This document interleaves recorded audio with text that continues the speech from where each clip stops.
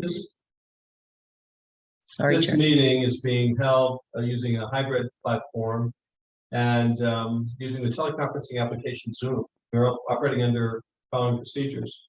The session is being recorded both for audio and visual content. It's under the control of a Zoom host. In this case, that's Marla. But to ensure quality, the default rule for this meeting is that everyone will remain on mute. Commissioners and staff will generally remain on mute except when speaking or voting, and will generally be keeping video of themselves on throughout the meeting. Applicants and members of the public should feel free to leave their video on or off. However, they will be asked to turn on their video when speaking.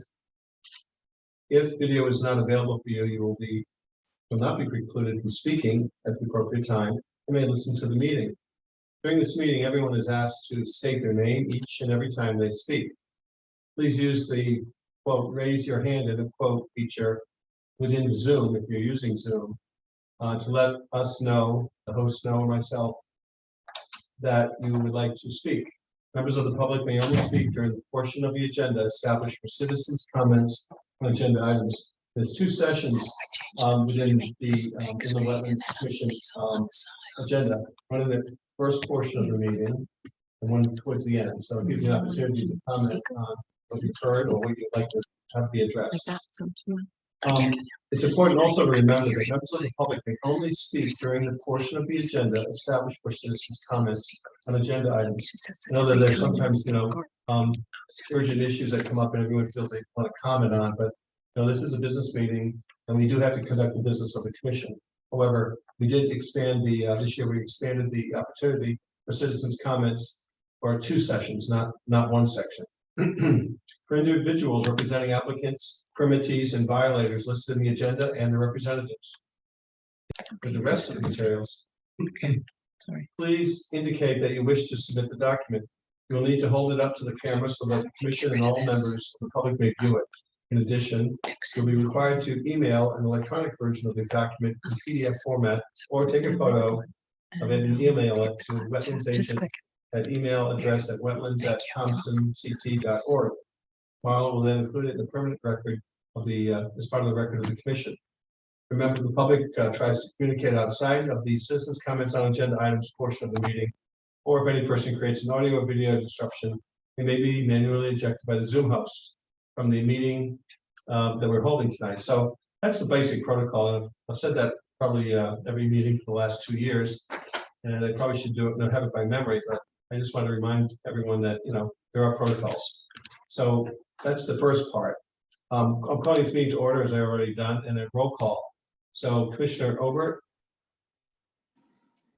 I'm present. Present. Commissioner Chapin. Present. Any other commissioners? George O'Neill, President and Chair. So we have a quorum. Appointment of alternates, there are none. So we'll pass on that. Action on minutes of the previous meetings. Does anyone have any comments, amendments, or revisions to the minutes of the past meeting? Commissioner Chair, I didn't see any. Correct to me, Dan or Charlie? I read through them and didn't see anything that looked wrong to me. And I think I just heard my fellow commissioner say the same thing. Right. So do I have a motion to accept the minutes as posted? Make that motion, yes. A motion to have second? I'll second it. Commissioner Chapin. Motion made and seconded. The minutes will stand as read, as filed rather. Moving on to the next section, in which are citizens' comments on agenda items. So if we have citizens that would like to comment on the posted agenda for tonight, now's an opportunity to comment. And I would also point out that we have a section at the end, toward the end of the meeting, under I, after other business, we can comment as well. Okay, hearing no comments or no requests to comment, we'll move on. Applications. Old applications. WAA 22013. Anna Yosef, 274 Riverside Drive, Assessors Map 87, Block 95, Lot 39. Construct commercial building on existing foundation for non-medical cannabis facility. Stamp received on 5/23/22. issued on 6/27/22. Legal notice to be published on 7/8/22. End of appeal period is 7/23/22. Marla, do we have any changes or updates on this? No appeals have been filed as of yet. There's no action required by the commission at this time. Thank you very much. Number 2, WAA 22015, Greg and Ann, is it Kuznecki. Nick Kazanicki, 0 Richard Bennett Lane, Assessors Map 137, Block 7, Lot 5L. Construct septic system and discharge foundation drain, 100-foot upland review area, stamped, received on 6/6/22, issued 6/28/22. Legal notice to be published 7/8/22. End of appeal period is 7/23/22. Any additional information or comments on this item? No appeals have been filed as of this time, and no action is required by the commission. Thank you, Marla. I'm moving on to the next section, which is new applications. We have WAA 22017, Emily Brindler, 31 McCullough Road, Assessors Map 116, Block 24, Lot 25, demolish existing home, reconstruct new home on in same location, with new well within 100 foot of upland review area, a little pond, staff received on 6/15/22. And I see this is noted as being under review. Marla, do you have any additional information on this applicant? At this time, one of the things that in my review, I did get a copy of the B100 NDDH B100 approval for the home construction and the new well. And I believe there is the application form was in the Zoom documents. I'll scroll to, you'll see in blue on the screen, if you can see my hand, is where the site is located on Bacola. And the B100 approval by the Northeast District Department of Health was also in the Zoom meetings. The plan that was submitted with the application shows they were going to demolish an old cottage and then build a brand new one. And I have requested of J&D Engineering to submit a revised plan showing the 100-year floodplain for this, and I'm expecting to receive that shortly. Revised plans are going to be mailed to me, and the FEMA floodplain identified on the plans that will be coming in will be located just on the back side of this silt fence. So there's no work occurring within the 100-year floodplain. So it's under review still until I get that. Once I get that, then there's no reason why I can't issue a wetlands agent approval for this application, unless the commission has an objection. Commissioners, any comments regarding the application and the activity in the wetlands or flood insurance, the 100-year floodplain? Commissioner Obert here. I have a question. It looks to me like the leach field is on the opposite side of the road, but apparently it has been approved by NDDH. Charlie, that's an existing septic field for the existing cottage. They are not being required to replace it. They are replacing the well. There were several cottages on Bacola Road that the lots are too small to have the septic systems on the same side of the road. And so the septic systems are on the opposite side of the road, and the connection runs under Bacola Road.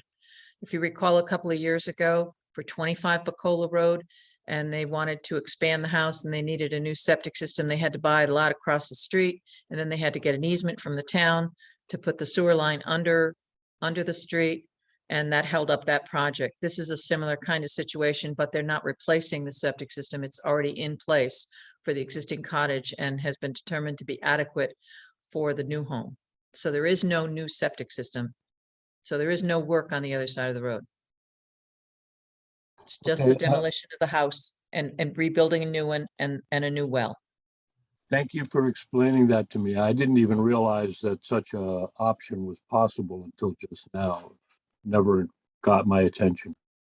You're welcome. All right, any other questions by commissioners? Okay, hearing none, we'll move on. I see no reason to object to a agent approval as appropriate.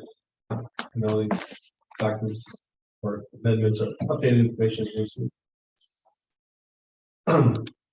Application new WAA 22018, Eliza and Joyce Mercado 1290 Riverside Drive, Assessors Map 57, Block 66, Lot 6S. Construct a 12-foot by 24-foot in-ground pool. Stamp received 6/15/22, issued 6/28/22. Legal notice to be published on 7/8/22. End of appeal period 7/23/22. The supplemental information on this. Yes, so in the Zoom documents, I thought it would be useful to provide you with a little bit more information. The pool, because the application didn't have a lot of, usually we get a site plan for these kinds of things, and it was actually cobbled together from a lot of different plans. So I took Map Geo and I located the identification of the pool. It's just south of Ryler Court off of Route 12 is where this pool is going to be built. And the original subdivision had the wetlands delineated, and you can see the house, well, you can't see it from here, but you can see the delineation of the wetlands.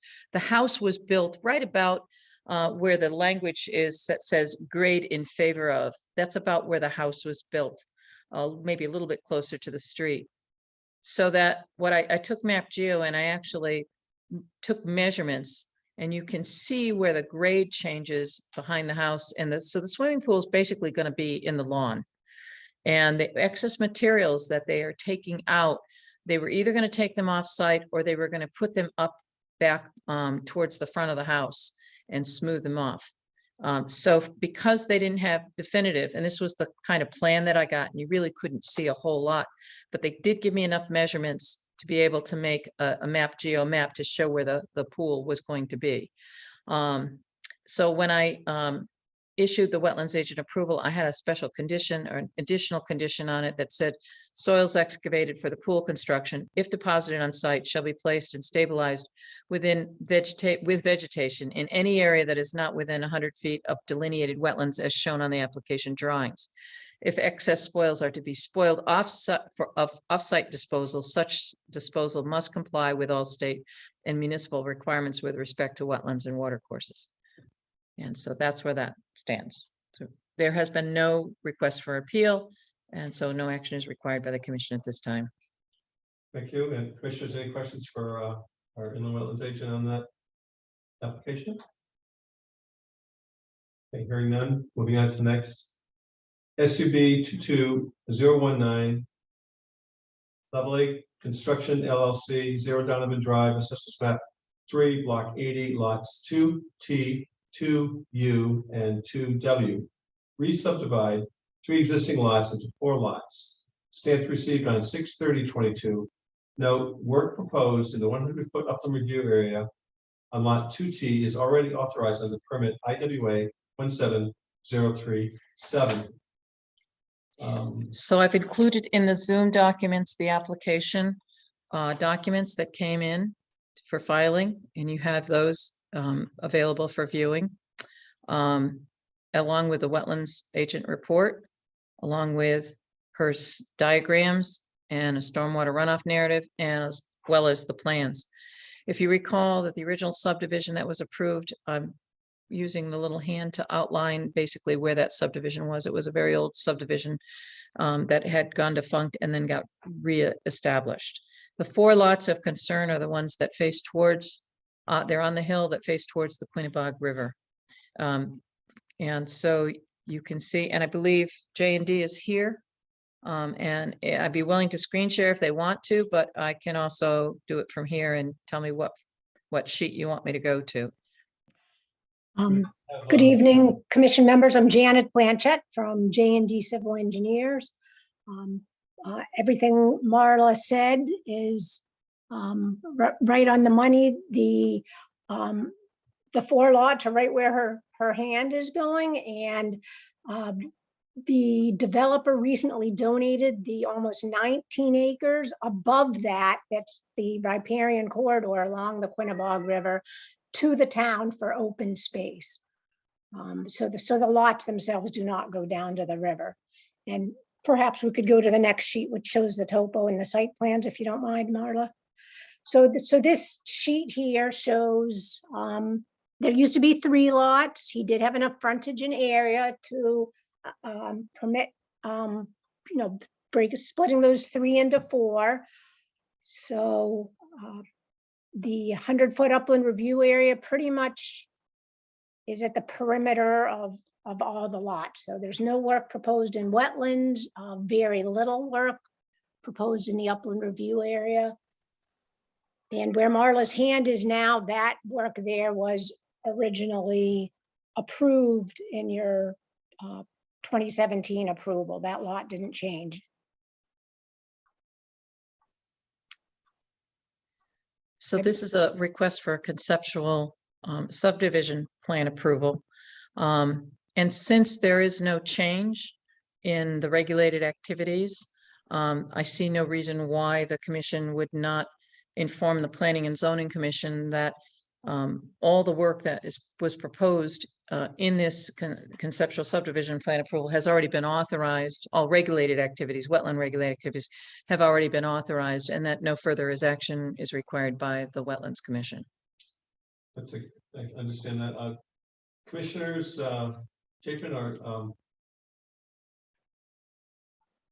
Charlie, do you have any questions or comments on this? This is Charlie Obert. I read Marla's report on it and didn't see any problems with that. Looking at this map, I got to confess, I can't read all that text.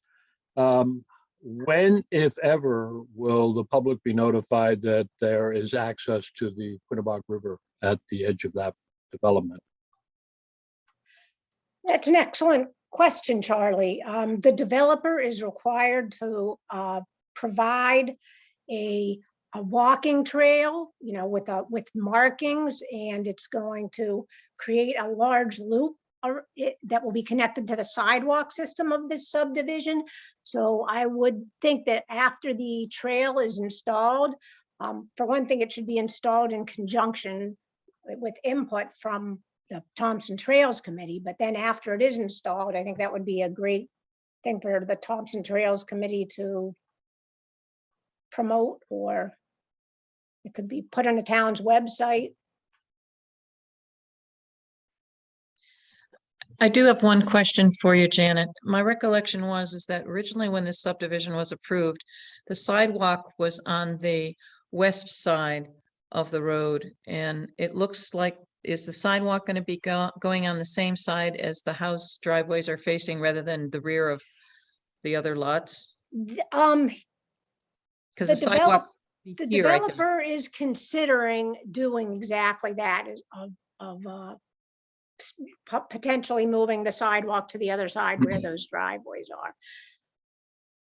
The reason why I asked that is because I think it would be hard for the homeowners of those rear lots to be able to clean the sidewalks, because they'd have to walk down the hill to get to their backyard to clean the sidewalks, rather than the people who are on the other side of the street whose houses face the sidewalks. And that would mean that there might be a slight change in the upland review area if the sidewalk location changed. Yeah, that's an excellent point about the maintenance of the sidewalk. Yeah, very good point. But at this juncture, I don't see Question that. from Marla, how would that change? Because there's at the northern edge of that, I see the water, and that's the only spot where there's down towards the road. Yes, now to your left. A little more there. Ooh, that's the only area where we're getting in anywhere near the 100-foot. And so even if they put a sidewalk there, they're not doing extra excavating there, are they? Well, the upland review area is where my hand is showing. It's located just to the south of that wetlands delineation. So the upland review area would cut into a small area where the sidewalk, if the sidewalk was on that side of the road, would cross all the way up to where the intersection was. So that might be a minor change that they would have to come back to if the Planning and Zoning Commission desired to have the sidewalk on the other side. If that was the case, then it would either be an amendment to the individual permit that was issued for this subdivision to allow for that change in that work. Or if the commission felt that it was too significant, if there was an increase in the footprint of regulated activities, it could require a new permit.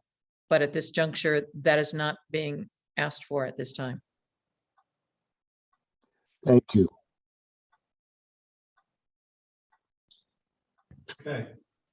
So at this point, are there additional questions? Mr. Chapin? No, I don't have any questions per se, other than Marla, you mentioned us communicating with planning and zoning. Is that something that you would be doing? If the commission finds it acceptable that this conceptual subdivision plan approval is approved, then I will send notification to the Planning and Zoning Commission of your action and that no further action is required by the commission due to the existence of a prior permit. Okay, thank you. I'll I make a motion that we approve Marla's request for a wetlands application, wetlands agent application on the site. It already, Charlie, it already has a permit. So, All that you're doing is approving a conceptual subdivision plan. do we have a motion? Do we have a second? Yeah, it's Commissioner Chapin. I'll second it. A motion and second to approve the conceptual plan with a supplemental recommendation to the comments to the Planning and Zoning Commission, I guess also the Trails. Notice the Trails Commission? Ready? No, not needed. Mm-mm. All right, so we have motion made and seconded. All those in favor? Or I should say, any further discussion? Hearing no further discussion, we will vote. Commissioner Colbert, He voted already. I'll vote. It's Okay. Commissioner Chapin, aye. aye.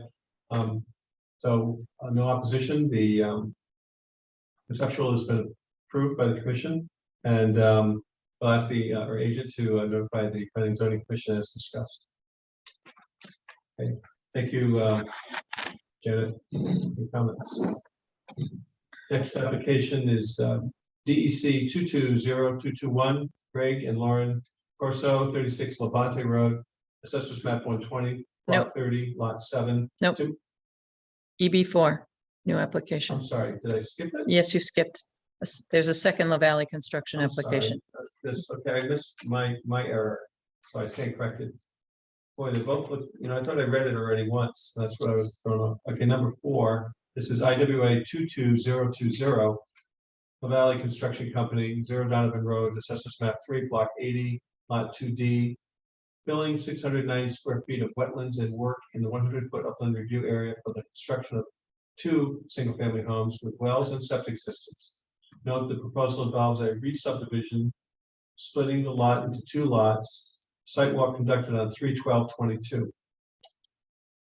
In the Zoom documents, you have the application that was submitted with this as a permit application because there was filling of wetlands. The only question that I had on this was that there's actually some minor work in the upland review area on the second lot, the lot that's going to be generated and created. At this juncture, it's one permit for the activities on both lots being proposed.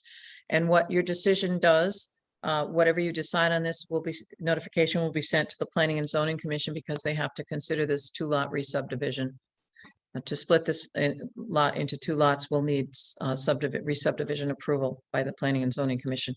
So whatever you decide will be sent, notification will be sent to them on the same thing, similar to the conceptual subdivision plan above.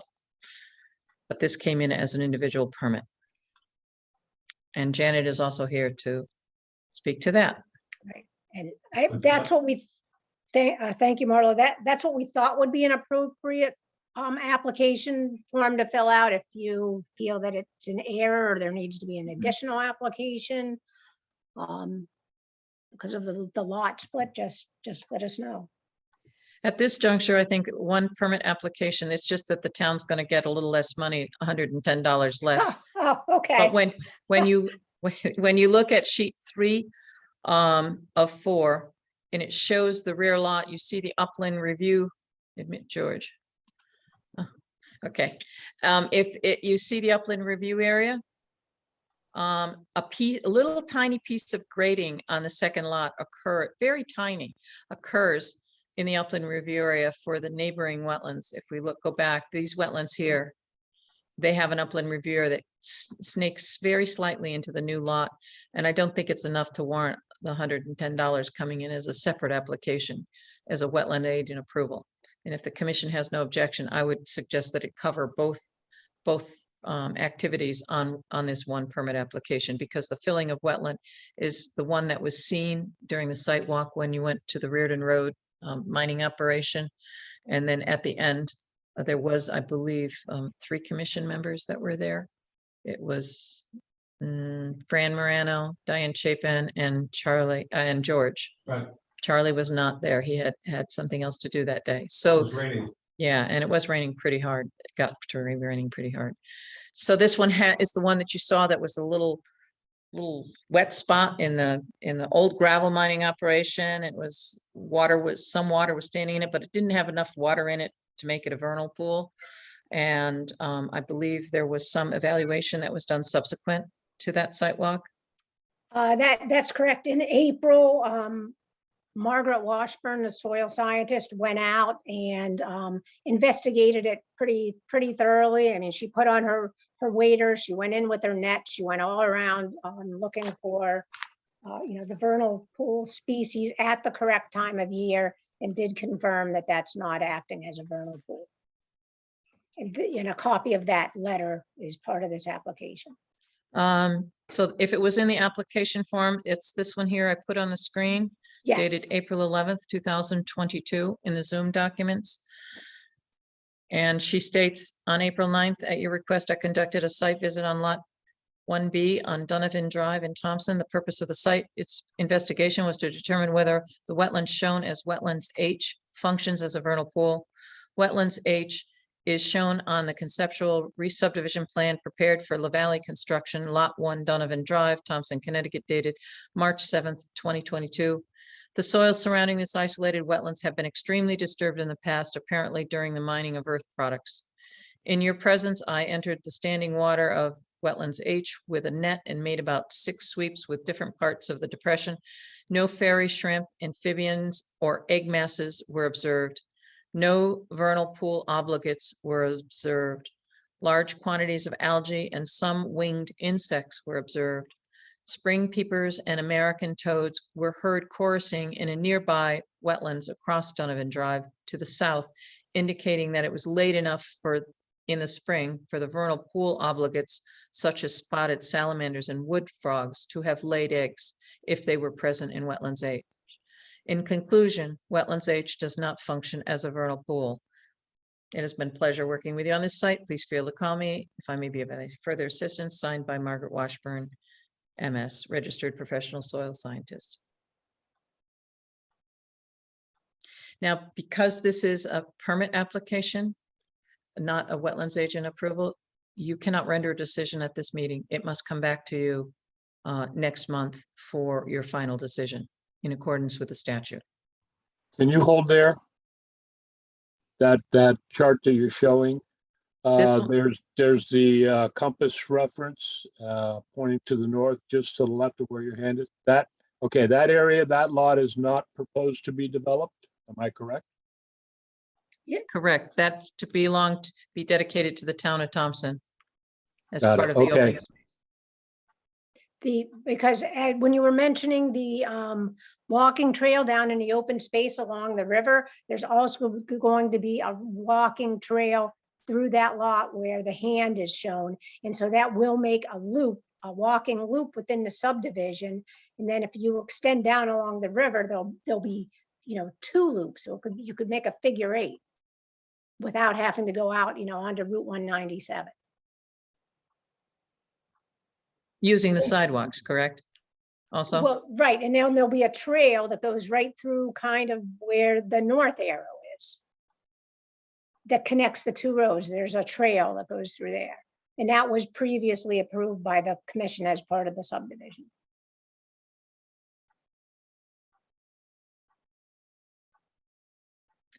Charlie, if you want to see a copy of the layout for the trails, I can send you the PDF of the approved drawings from 2017. Thank you. I appreciate that. Because I believe it's shown on the original subdivision drawings. Yes, So at this time, the commission can only accept this application. It cannot render a decision on it. Okay, thank you. Moving on to number 5, DEC 220221, Greg and Lauren Corso, 36 Levante Road, Assessors Map 120, Block 30, Block 7. Timber harvest request as use permitted by as of right. Stamp received July 5th, 2022. I have created a locus map for this, just to try to explain. When the application came in, it indicated on the form that there were two properties that were going to have timber harvest. What is in blue is what I have details on. What is in red or orange, circled in orange, no information was contained regarding the timber harvest on that. So I have determined that this application only includes the lands that are on blue, because we don't have any details on the lands in orange, and the applicant would have to submit a second request for timber harvest when they get to the point of harvesting that. And I believe Mr. Corso was in the Zoom meeting. I don't see him now. This is pretty standard. This was performed. I wish he was online because he could explain who created all of the documents for him. It was done. There you are, Greg. Can you unmute Yes, yourself? I'm here. So the plans for the work that's contained here was put together as part of an EQIP program. It's a cost-sharing program through the NRCS for timber stand improvement on the 36 Levante Road lot. The forest management plan was prepared by Eric Hansen, a forester in the state of Connecticut. Any other questions or anything else I can share details on, happy to. Can you just confirm that this application does not include the timber harvest on 0 Lowell Davis Road? I can confirm that that is correct. Right now, the work is limited to just 36 Levante Road.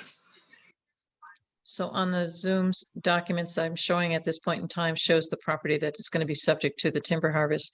The timber harvest thinning is showed in the cross hatching or in the slash hashing. Here's another picture of it identified with USGS topo map. And so you can see what the extent of the timber harvest is, and that they have avoided the wetlands.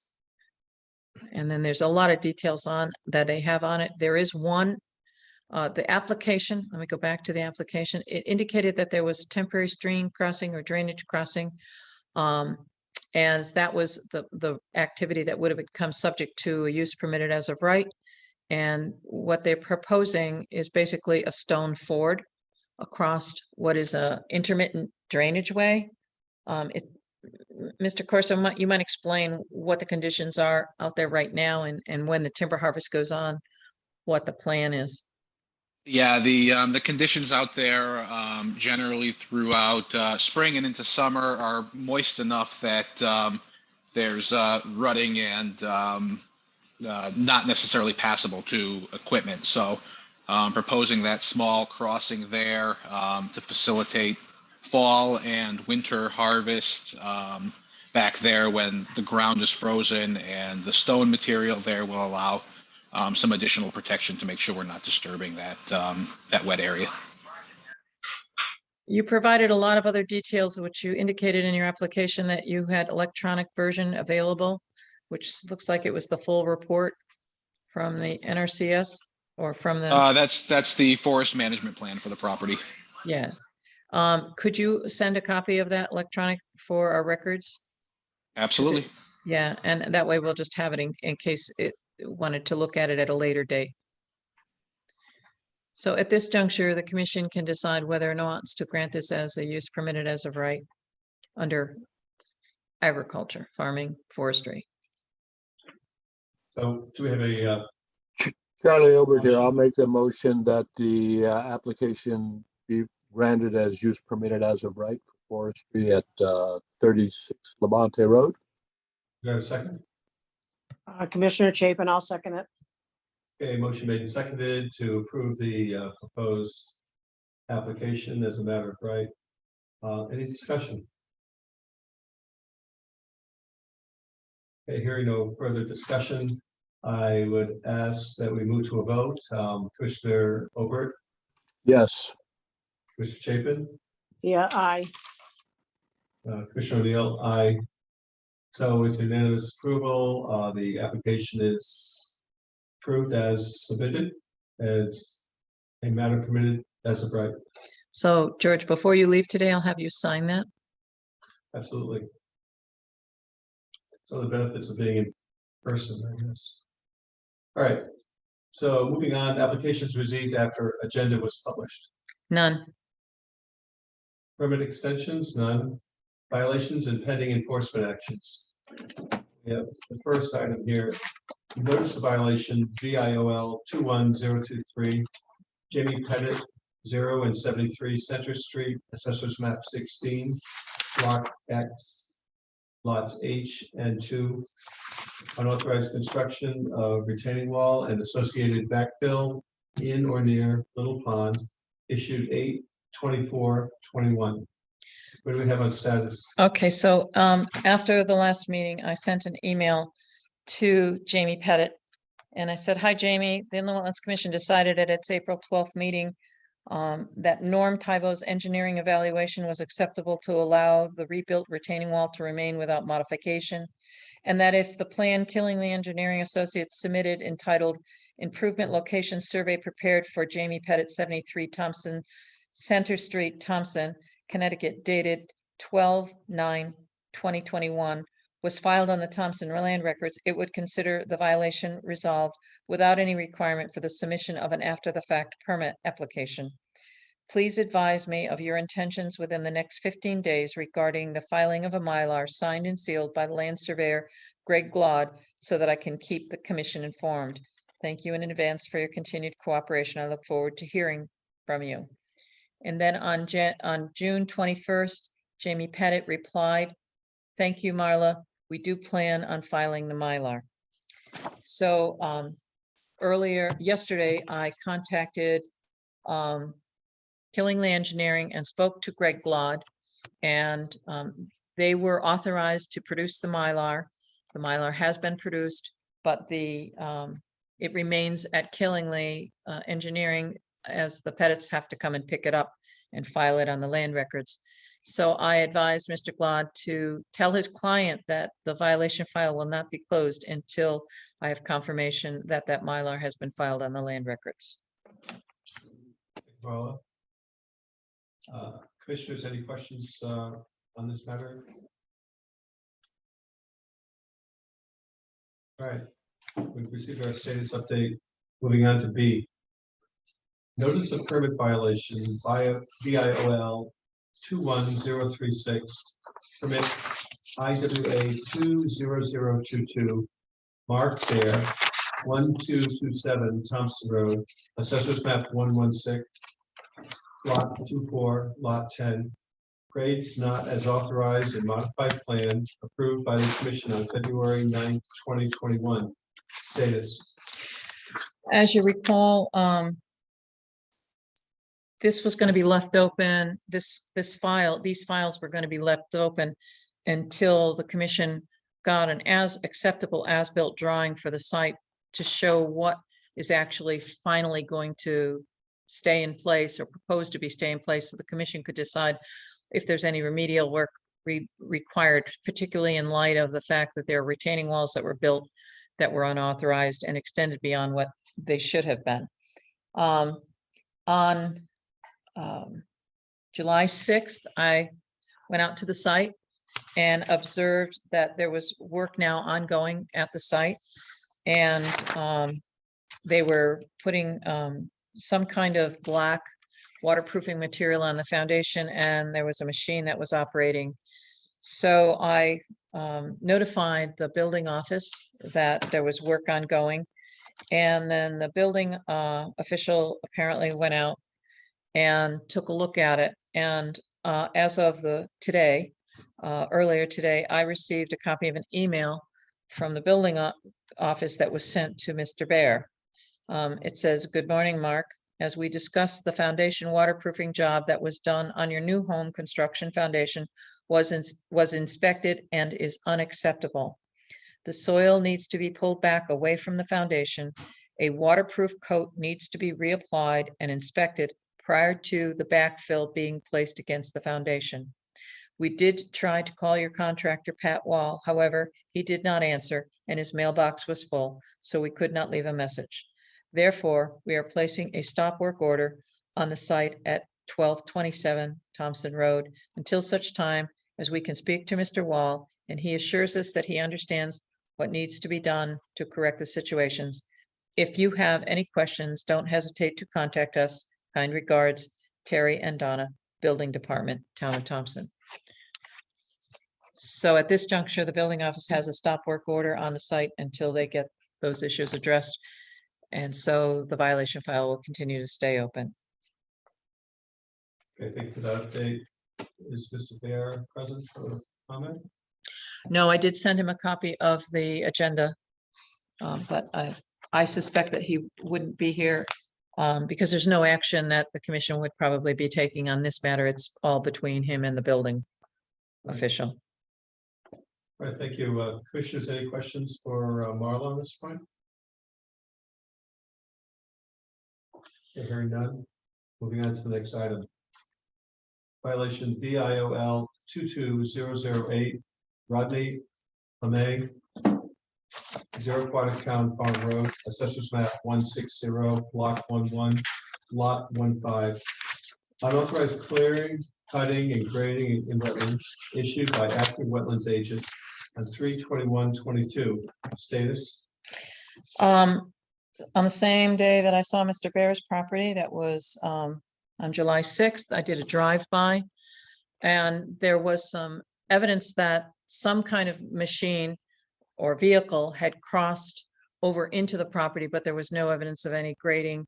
And you can't really see much of the property from the street. And until I get access from a neighboring property that abuts up to it, I'm probably not going to be able to verify what activities are occurring back there. I've been told that there was a period of time when there was no activity there. And then I got a call from one of the abutters that there was a vehicle, a tractor that had gone in and had come out on the weekend. And apparently that's when the activity occurs, but I don't have any evidence that any filling is going in or that there's been any grading work or any earth moving work. So I'm not too concerned about this until I get an indication that there's actually earth moving work that might be occurring. Just driving a vehicle, a tractor is not a violation. Nor is cutting a tree or two. All right, thank you very much. Commissioners, any questions for Marla on that violation? Okay, hearing none. Moving on to the next. BIOL 22014, Jason Chin and Danielle Lawler, 150 Wilsonville Road, Assessors Map 77, Block 46, Lot 29. Construction of detached garage in 100-foot upper review area, issued 6/6/2022. Status. Okay, so the notice of violation that was issued on June 6th stated that they were now placed on notice that any new earth moving or construction work within 100 feet of wetlands or water courses or any alteration of wetlands or water courses without seeking and obtaining approval from the Inland Wetlands Commission may result in the issuance of a cease and desist order, which if issued would be filed on the permanent land records in the town of Thompson and would remain until the violation was resolved. And then I encouraged him, I said, encourage you to contact me to discuss the regulation of wetlands and water courses on your property. I'm usually in the office on Monday mornings if you wish to contact me by phone. That notice of violation had been sent by certified mail. And that was delivered on June, according to the certified mail receipt was delivered to the mailbox to the post office on June 6th, 2022. And I thought I had checked with the tracking and it had been delivered, but I have received no contacts from Mr. Chin or Ms. Lower. And there's nothing required that they have to do. So at this juncture, I'm just going to close the file. But they have been placed on notice for any future actions. So without your objection, this violation file will be closed. Commissioners, any objections to the recommendation of our agent to put this on close? I don't have any. Thank you, Commissioner Obert. All right. Moving on to the next items. Item H, other business. Training options. Okay, see, I missed a place. Okay. I have been asking, I was asked because there was a public act that was passed regarding land use commissioners that OPM was supposed to set up a training program for planning and zoning commissioners. There was no reference to inland wetlands commissioners. So I contacted Darcy Winther, the DEP. She is the only person left in the wetlands program at the DEP. She told me that the training program that they used to do in person is all completely online, and it's being maintained by Yukon Clear. And I will send you a link independently of that. So you can get, if a commissioner wants to get their certificate renewed, they can do that. But there's also some really good training programs that are there that are no charge for looking at, for reading maps and holding hearings, conducting meetings, and that would be a very good use. And I will send a link to all of you for that, and anybody else who wish. And if you want, I could put that also on the webpage for the Wetlands Commission, the link under some resources and advice, so that you can find it there without having to look at the email. That would probably be the better way to do it. Well, it'd be good to send around an email and link to the posted item in the website, that we can just go to it rather than saying, here, go find it on the website, right? Mm-hmm. And out of curiosity, you mentioned training. Required training as commissioners, does that expire? No, Okay. I it thought you said doesn't. expire. Mm-mm. So I was like, anything expired, but this is a supplemental, ongoing, continuing ed that be appropriate Yes. for commissioners. Or if you wanted to refresh and go through and refresh what you've done, you have to register for the inland wetlands training program, but the others, there, as far as I can tell, there's no registration required for it. The documented completion and continuing ed credits and things like that. I don't know about that for the planning and zoning portions, but this is the Yukon Clear's Land Use Academy. That's what it would be. If you Googled that, that's what you would find it under. Yukon Clear Land Use Academy.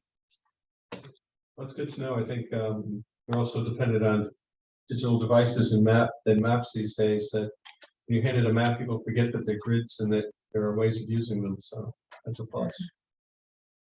All right, thank you for the training update.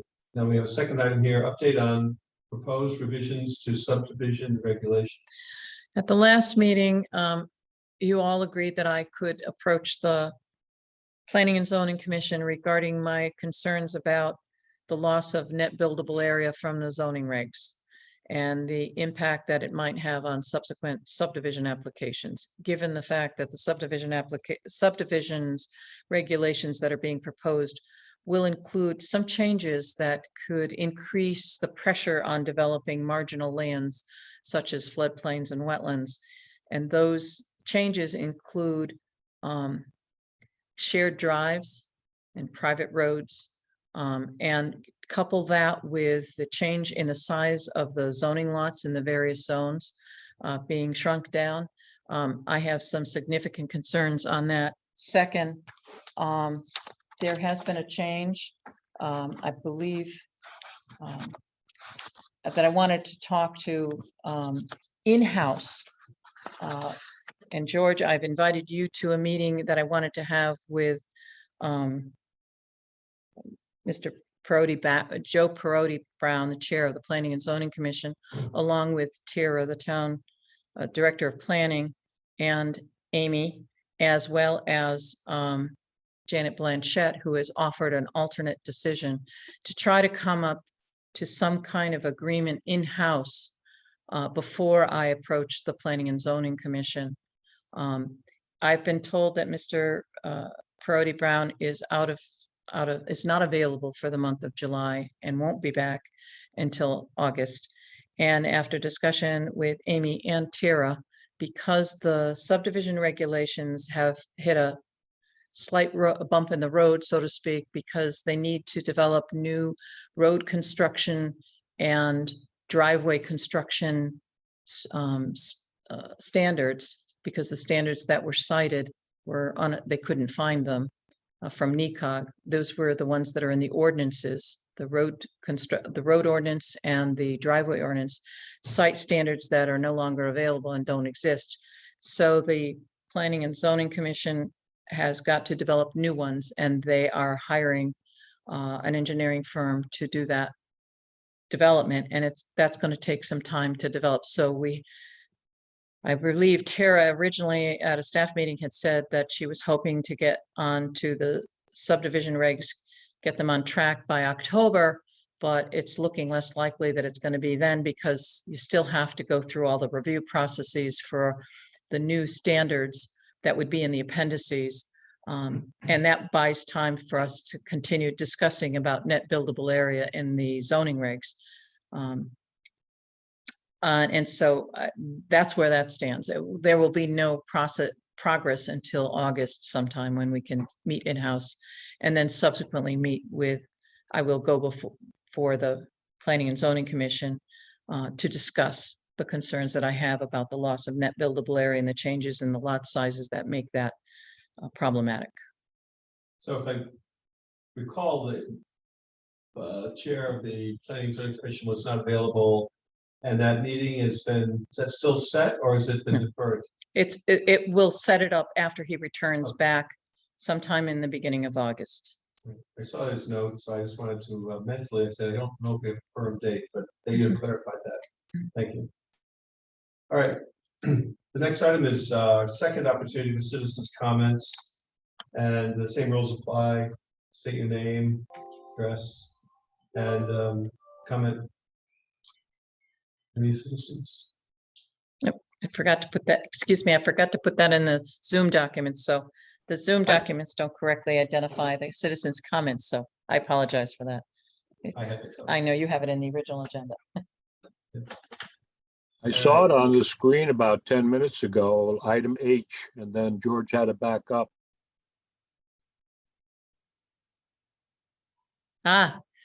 Because it was placed in the wrong place. You got to check the bylaws on that. Which letter do you have it on, as George? Well, I'm looking at the item. Yep, on the that It says agenda. I. It's I, yeah. So I have it placed wrong in the Zoom documents. It's still there, but it's the wrong place. I think we'll just acknowledge a Scrivener's error and move forward. All right. Hearing no comments by citizens, we'll move on. Excuse me, Valerie sorry. Clark, I have my hand up. Oh, I'm sorry, Ms. Clark. Oh, I'm sorry. I'm doing the Zoom meeting and I'm not experienced. So, and Fran Morano has asked to come into the meeting. So sorry, Valerie, apologize. There she is. Okay, Ms. Clark, we recognize you. Just identify yourself and. Valerie Clark, 105 Elm Road. I just have a question. I don't know if this is the right forum to ask, but on the map geo for the town, I've noticed that for the past at least week, the link to the field cards are all broken and I can't find the assessor's database online anymore. Does anybody know why that is? That's a great question. I can give you an answer to that. Okay, Marla, would you be able to address that? Yes, Valerie. Apparently the town does not have access to vision anymore on MapGeo. And so when you go to MapGeo, they're trying to work out and get the field cards presented on MapGeo, and they've come up to some snags. So there is a way that you can look at property details, but not all the property details are there like you would have seen in Vision. If you check with the assessor, he can tell you what exactly the details were with the problems that happened with Vision. But there are some details that are there. You just can't get all of them. One of the problems that they had, that they're having with MapGeo is you'll notice in the map block lot section, when you look down at the details, if I could, if I knew how to screen share better, I could show it to you right on the screen, but I'm not experienced well enough as being a Zoom host. In any case, if you will notice that all that you see is the map and the block and the lot number, you don't see any block number. So there's some problems with the details on the properties in MapGeo, and Paul Hopkins is trying to work those details out with Applied Geographics, because there are a little extra costs that are involved for creating that. And I believe he has that in his budget to get that, fixed. But that's the reason why you're not seeing the card from Vision anymore. It's not available. Thank you for your help with that. We're not proposing changes to the field cards, though, and the information on the field cards. Is that correct? That's correct. The field cards would still be the same. You can still get the actual field cards from the kiosk that's in the town assessor's office. They can produce field cards there, but you just can't, there is a way. You talk to Paul Hopkins, the assessor. He will best advise you how to get the information that you're looking for.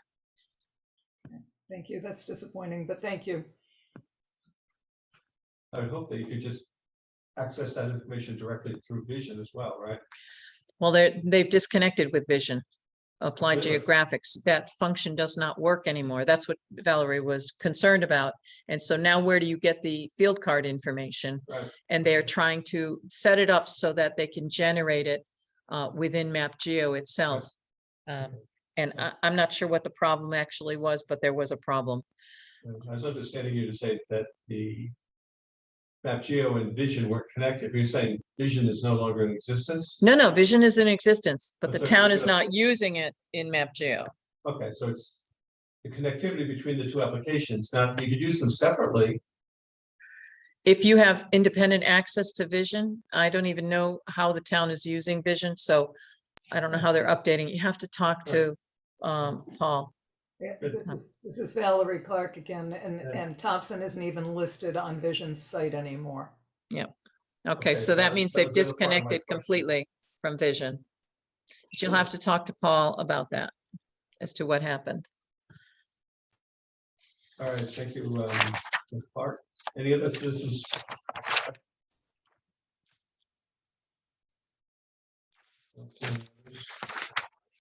Moving on. Reports. Budget and expenditures. Hang on. Okay, Commissioner Chapin, I have the budget for year end, so it's July 1st, 2021 through June 30th, 2022. We have had expended 100.8% of our budget with encumbrances this past month, I guess it was, for 3/16.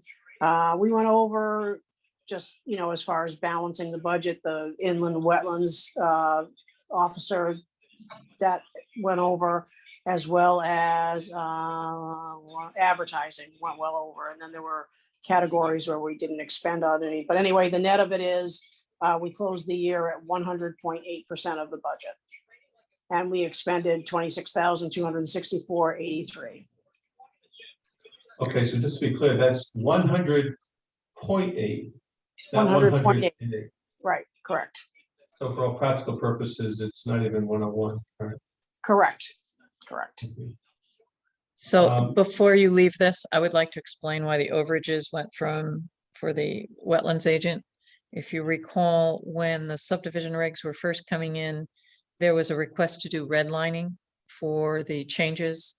And that took over 100 hours of my time to do that, ultimately get it to the point where it could be utilized.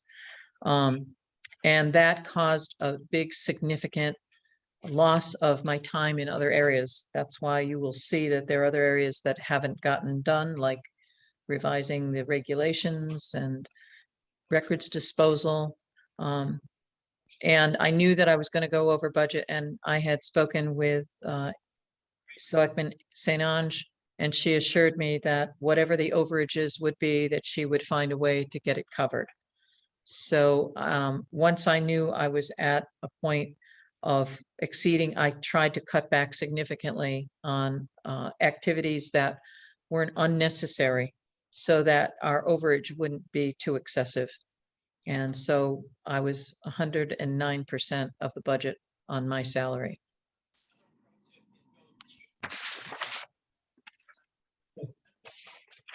Is that clarification? Any other questions on the budget? Hearing none, let's move on to Wetlands Agent Report. So again, as I stated earlier, there's been no progress made on the MS4 2019-2021 annual report, the MS4 contracts, the records disposal, or on drafting the IWC regulations amendments.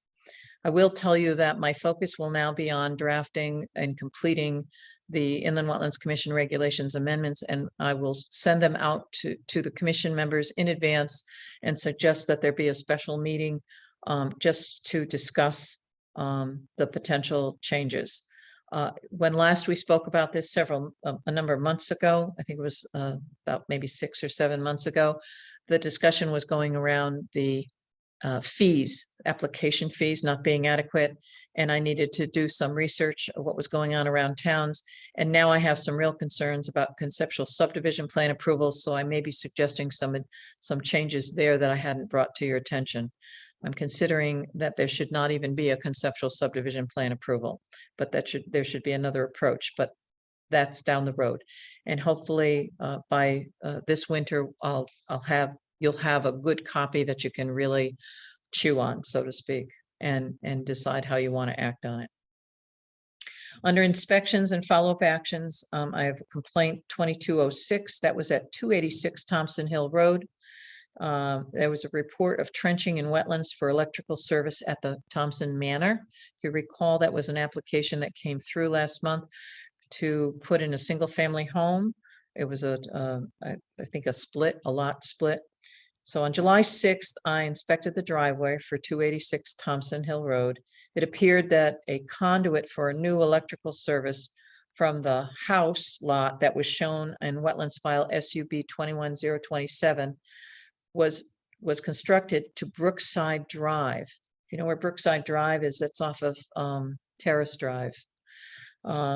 Using the wetlands delineation that was provided in Wetlands File SUB 21027, I was able to determine that a very, very small amount of work occurred in the 100-foot upland review area near the proposed house for the electrical trenching. I have advised J&D Civil Engineers that a wetlands agent approval for the development of the house, including the work for the electrical service, will be submitted next week. So we will have an application in to cover the work the small amount of work that might have been done in the upland review area. There was also a complaint 22-07 for 21 Marcy Lane. There was a report of siltation from a driveway expansion at 21 Marcy Lane. So on July 6th, 2022, before visiting the site, on July 5th, before visiting the site, I spoke to the property owner, John Plum, who reported that he was widening his driveway using large stones for bank stabilization, and roadway millings were being used for widening of the driveway surface. I told him roadway millings had to be rolled in order to remain stable. He said he had plans to complete the stabilization work in the near future. The next day, I inspected the site and found that while the grading work to widen the existing driveway had occurred close to the 100-foot upland review area, the site was not stable and was eroding sediments into Marcy Lane, and wood chip dams placed along the road shoulder were not adequate to control sediment. This runoff goes into a pond that has a dam on it on Marcy Lane. So the sediment was making it at some point in time. I didn't see any sediment in the pond, but it's obvious from the evidence that I saw that some sediment had reached the pond, or at least turbid water had. So I've spoken to the building office regarding the widening of the driveway, and it appears that Mr. Plum will need a driveway permit for the expansion of the driveway. He doesn't have one. This is similar to 117 New Road, the permit that you issued last month for widening their driveway. They needed to go to the town to get a permit for a driveway permit for widening their driveway, because the widening would be occurring on the town property. So because Mr. Plum doesn't have a driveway permit, The building office will be asking Public Works to take a look at it. And I will follow up with an inspection shortly to check on soil stabilization progress and determine if further action may be needed in coordination with any Public Works requirements on the driveway expansion.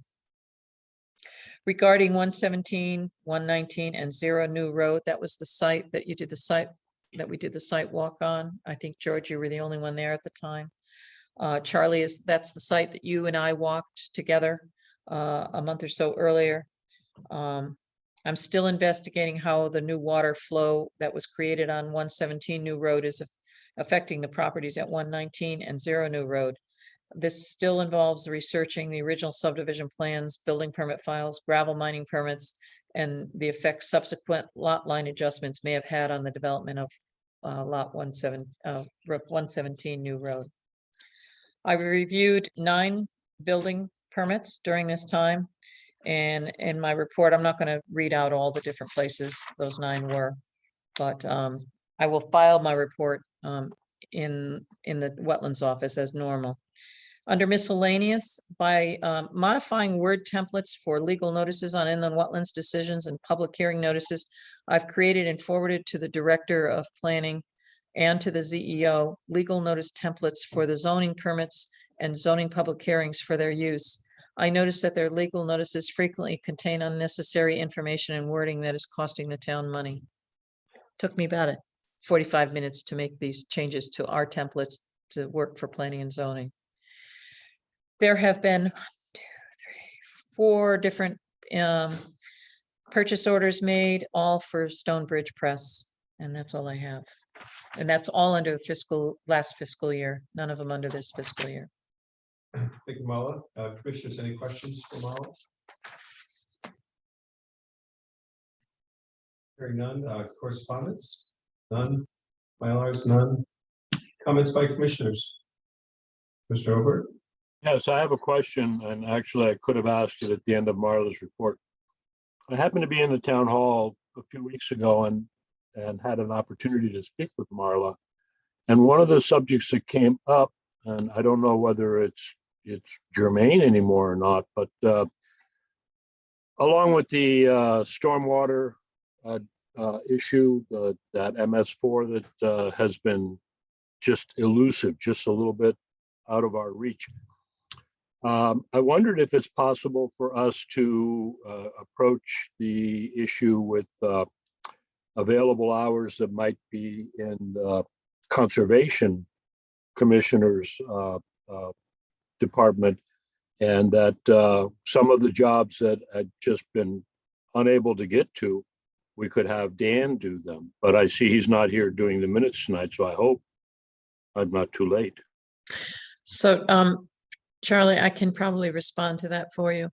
I mentioned it to Dan that there was a interest to see whether or not he would be, if he would have an interest in doing MS. He did some of that in Windsor Locks, and he has no interest in doing the MS4 work. And he said one of the problems that he found was that it really has to be done by Public Works, because most of the work that's going to be coming up now will be documenting the changes that are being made, the work that's being done by Public Works. Unless there was, he really said the best thing to do is to have someone in Public Works do it, have a staff person assigned in Public Works to do that on the day-to-day basis of keeping those records. Also, the town has, the Public Works Department in their budget has monies to have that annual report contracted out to an engineering firm. And currently their plan was to have J&D do that annual report. This would be my last annual report to do. And then after that, it would fall out of my responsibilities. So Dan does not have any interest in doing that. And I think if we tried to ask him to do it, I think that he might find other employment. So he definitely doesn't want to do the MS4 stuff. I can tell you that.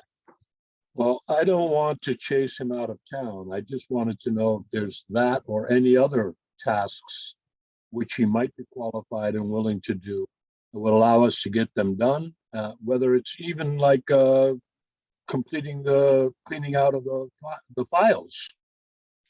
So that's something that he has to get cleared through the Conservation Commission, or the Conservation Commission would have to say they want him to do that. And I can't tell him he has to do that. And I can't, you know, even if I asked him what his opinion was, it's not my place to have him do that. So that's why I've mentioned it to him when he first came on board, that this was something that I could use assistance on, but I haven't. He was new to the job, and he's been doing a lot of research on the town's open space that the town owns and all of the easements that the town has, updating all of those, making sure that the owners are aware of any easements that the town owns on their properties. And that's quite complicated because some of the lands have changed hands. And there was on Map Geo, when subdivisions came through with proposed open space, for some reason, the tax assessor at the time put it on the assessor's maps, and they got included on Map Geo and don't belong on Map Geo, because if you recall, when the Star Road case was coming up, there were a number of properties that were proposed to be taken as open space by the town, and they were rejected at the town meeting.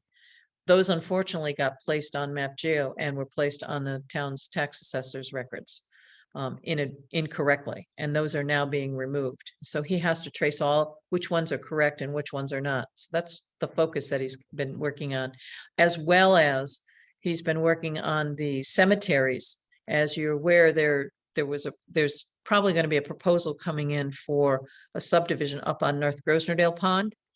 And going through Carolyn's records and the records of the old subdivision, he found that there was a suspected cemetery, very, very old, back to the 1700s, on that property. And he's actually researching that. And he has found stones that appear that they could have been headstones, because remember, back in the 1700s, they didn't have a lot of stone carvers and stuff, and so their cemeteries were a lot different looking. So he's been doing that also. So that's where that stands. Okay, I was just looking at this as something, you know, we've seen it around the town. Our finance director we've got somebody covering two different hats on that. It seemed that if we had available hours anywhere with a skill set that would meet our needs, we should look at that. That's all I was looking at. Well, it could be at some time, if we ever get a proper recording secretary, I could get some assistance there. But right now, that's not in my vision. Because that would So be records. That would be records management. So that notice that's on the town's website for the recording secretary is current. It's not something that was overlooked. Correct. Okay, I thought Dan was our recording secretary. No, Dan is only temporary filling in. He doesn't do all the functions of a recording secretary. He's only basically doing generating the agenda with a Zoom link, hosting it, distributing it to you and to the public, and then taking the minutes, getting the Zoom link for the recording, filing the minutes, and that's basically it. And there's a lot more than that. And I've been basically generating the agenda in a draft form for him. So he hasn't really had to touch any of the files. I've been doing all of that. But when we get a recording secretary, like Diane Monaric was, the recording secretary will actually generate that the agenda from the information that I provide to the recording secretary. So, and since COVID hit, we have not had a recording secretary who's been able to come into the office and actually work and do the filing. So filing hasn't been done for a year and a half. I've filed critical stuff away, but stuff that's not critical hasn't been filed. And the files have to be cleaned out too, with more records disposal. And that would be something that the recording secretary, as time allows, would perform those kinds of duties. And Dan doesn't do that. Thank you. Great, thank you, Commissioner Obert. Commissioner Chapin? I'm all set, thank you. And I see we have Commissioner Morano that joined us. Any comments or observations? Apologies for the tardiness. Had a little crisis I had to deal with, but I have no comment. All right, thank you very much. And I have no further comments. I wish everyone a great summer going forward, and I'll entertain a motion for adjournment. Make a motion to adjourn. Do I have a second? I'll second it, Commissioner Chapin. Motion made and seconded. All those in favor, say aye. Aye. All opposed? Hearing no opposition, the commission is concluding tonight's meeting at 8:25. Good Thank you, night, George. everybody. Don't forget to hit the stop recording button.